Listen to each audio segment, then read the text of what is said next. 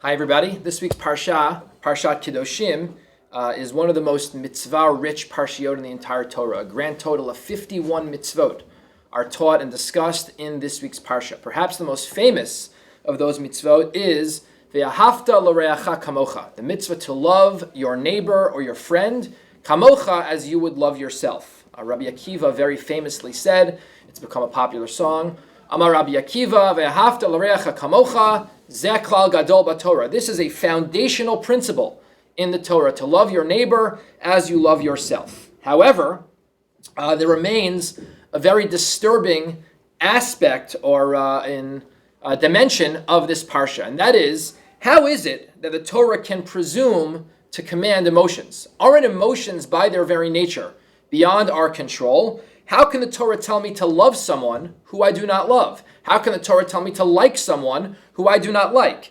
For someone who I already love, obviously there's no need for a commandment. It must be, therefore, that it's precisely for the person who I do not love that the Torah is telling me I have an obligation, a responsibility to like or to love that person. So how can the Torah assume that a human being will be able to love everyone?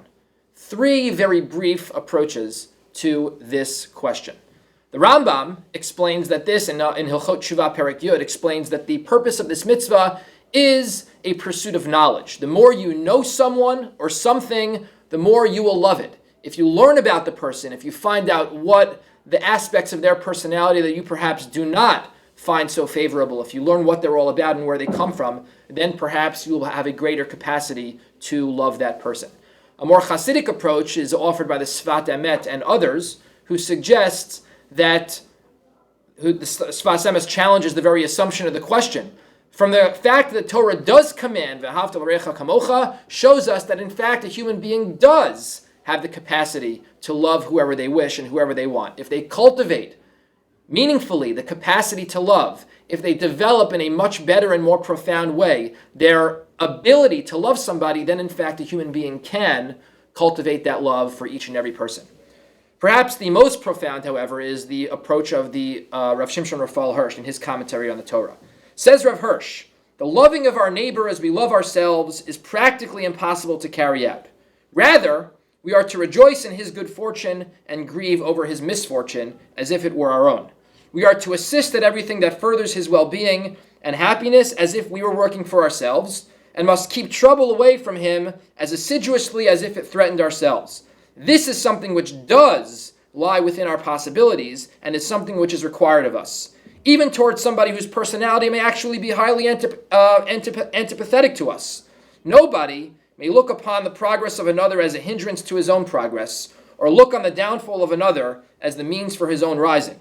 And nobody may rejoice in his own progress if it is at the expense of his neighbor.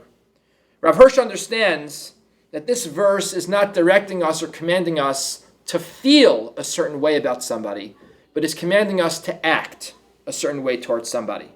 Outwardly, we must care for all human beings, even if on the inside we do not. This underscores something about Judaism which is really, really important to remember always. Judaism is a religion of action.